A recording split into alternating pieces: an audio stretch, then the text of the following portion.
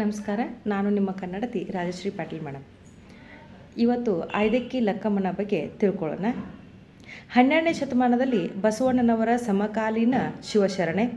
ಲಕ್ಕಮ್ಮ ರಾಯಚೂರು ಜಿಲ್ಲೆಯ ಲಿಂಗಸಗೂರು ತಾಲೂಕಿನ ಅಮರೇಶ್ವರದವರು. 1160 ಇವರ ಒಂದು ಕಾಲ.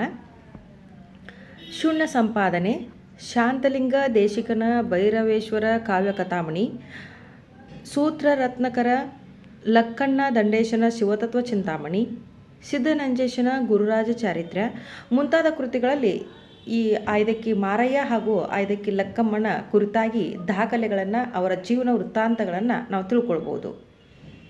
ಐದಕ್ಕಿ ಮಾರಯ್ಯನ ಹೆಂಡತಿ ಐದಕ್ಕಿ ಲಕ್ಕಮ್ಮ. ಇವರ ಒಂದು 25 ವಚನಗಳು ನಮಗೆ ದೊರೆತಿದ್ದಾವೆ. ಐದಕ್ಕಿ ಲಕ್ಕಮ್ಮನ ವಚನಗಳ ಅಂಕಿತನಾಮ ಮಾರಯ್ಯ ಪ್ರಿಯ ಅಮರೇಶ್ವರ ಲಿಂಗ. ಬಸವಣ್ಣನವರ ತತ್ವ ಮತ್ತು ಆದರ್ಶಗಳಿಗೆ ಮಾರು ಹೋಗಿರತಕ್ಕಂಥ ದಂಪತಿಗಳು ಅಮರೇಶ್ವರದಿಂದ ಇಲ್ಲಿ ಕಲ್ಯಾಣಕ್ಕೆ ಬಂದು ನೆಲೆಸಿರ್ತಕ್ಕಂಥದ್ದು. ಮಾರಯ್ಯ ಮಹಾಮನೆಯಲ್ಲಿ ಬಿದ್ದಿರತಕ್ಕಂಥ ಅಕ್ಕಿಯನ್ನು ಆಯ್ದು ತರುತ್ತಿದ್ದ. ಆಯ್ದು ತಂದ ಅಕ್ಕಿಯಿಂದ ಐದಕ್ಕಿ ಮಾರಯ್ಯ ಹಾಗೂ ಲಕ್ಕಮ್ಮ ಒಂದು ಅಡುಗೆಯನ್ನು ಮಾಡಿ ಭಕ್ತರಿಗೆ ಉಣಬಡಿಸಿ ನಂತರದಲ್ಲಿ ತಾವು ಪ್ರಸಾದವನ್ನು ಸ್ವೀಕರಿಸ್ತಾ ಇದ್ದರು. ಇದು ಅವರ ಕಾಯಕ ಆಗಿತ್ತು.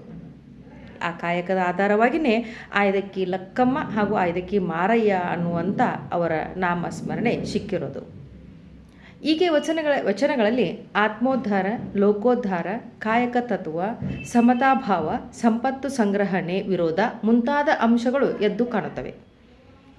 ಅವರ ವಚನಗಳನ್ನ ನೋಡೋದಾದರೆ, ಕಾಯಕ ನಿಂದಿತ್ತು ಹೋಗಯ್ಯ ಎನ್ನಾಳ್ದನೆ ಭಾವ ಶುದ್ಧವಾಗಿ ಮಹಾಶರಣರ.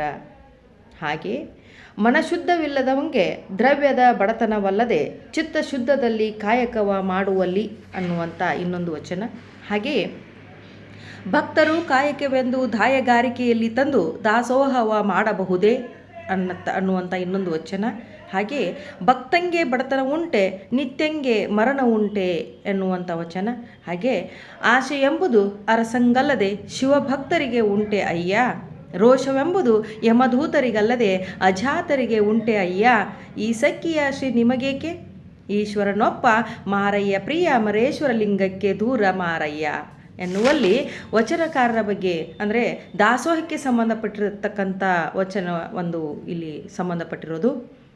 ದಾಸೋಹಕ್ಕೆ ಬೇಕಾಗಿರುವುದಕ್ಕಿಂತಲೂ ಹೆಚ್ಚಾಗಿ ಅಕ್ಕಿಯನ್ನು ಆಯ್ದುಕೊಂಡು ತಗೊಂಡು ಬಂದಿರತಕ್ಕಂಥ ಮಾರಯ್ಯನ ಬಗ್ಗೆ ಕುರಿತಾಗಿರ್ತಕ್ಕಂಥ ಈ ಒಂದು ವಚನ.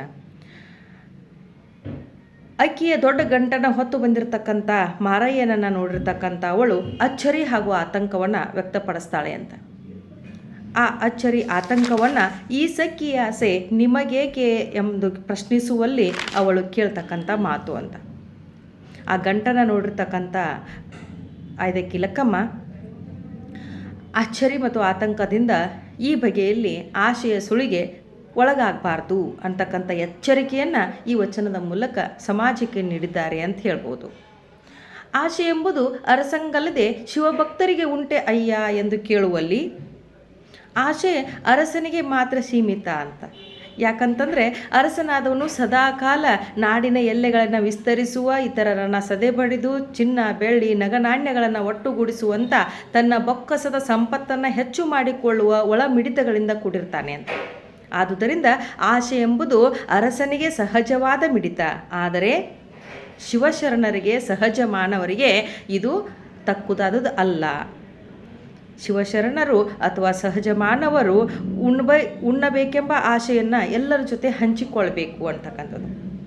ಎಲ್ಲರ ಒಳಿತಿನೊಡನೆ ತನ್ನ ಒಳಿತನ್ನು ಕಾಣಬೇಕಾದಂಥದ್ದು ಹಂಬಲವಂಡ ಶಿವಶರಣರು ಹೊಂದಿರ್ತಾರೆ ಅಂತಕ್ಕಂಥ ಒಂದು ಉತ್ಸಾಹವಾದ ಒಂದು ಮಾತುಗಳನ್ನ ಇಲ್ಲಿ ಲಕ್ಕಮ್ಮನ ವಚನಗಳಲ್ಲಿ ನಾವು ಕಾಣಬಹುದು. ಶಿವಶರಣರಾಗಿರ್ತಕ್ಕಂಥವರು ಹಂಚಿ ಉಣ್ಣುವ ಒಂದು ಅಭ್ಯಾಸವನ್ನು ಬೆಳೆಸ್ಕೊಂಡಿರಬೇಕು. ಹೀಗಾಗಿ ಆಶೆ ಎನ್ನುವುದು ಶಿವಶರಣರಿಗೆ ತಕ್ಕುದಾದುದಲ್ಲ ಅಂತಕ್ಕಂಥದ್ದನ್ನು ಈ ವಚನದ ಮುಖೇನ ಐದಕ್ಕಿ ಲಕ್ಕಮ್ಮ ತಿಳಿಯಬಡಿಸಿದ್ದಾಳೆ. ಇಲ್ಲಿ ಇನ್ನೊಂದು ಗಾದೆ ಮಾತನ್ನು ಕೂಡ ನಾವು ನೆನಪಿಸಿಕೊಳ್ಬಹುದು. ಅತಿ ಆಶೆ ಗತಿಗೇಡು ಎಂಬುದನ್ನು ಕೂಡ ಈ ಮೂಲಕ ನಾವು ತಿಳ್ಕೊಳ್ಬಹುದು ಅಂತ ಹೇಳ್ತಾ ಇದನ್ನು ಮುಗಿಸ್ತಾ ಇದ್ದೀನಿ. ಧನ್ಯವಾದಗಳು.